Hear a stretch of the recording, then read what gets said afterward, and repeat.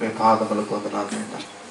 ఈ రాత్రి నిజంగా అనేక లోకములు వాక్యాన్ని చేతపట్టుకొని వాక్యములో ఉన్న శరీర సంబంధమైన వాటి కొరకు పరిగెడుతున్నప్పుడు, ప్రాకులాడుతున్నప్పుడు నిజమైన సువార్తను ప్రభువా మా వ్యక్తిగత జీవితాల కొరకై మీరు అందించారు.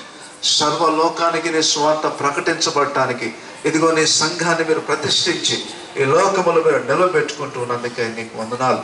అలాంటి కృప మరొకసారి నేను ఈ సంఘానికి మీరు అనుగ్రహించారు. ఈ సంఘం ఆలయ వార్షికోత్సవ సందర్భంలో అయ్యా మీ దాసుని పిలిచినప్పుడు ఈ రాత్రి మీ దాసునిలో నుంచి మా వ్యక్తిగత జీవితాలను సవాలు చేసినందుకే నీకు వందనాలు.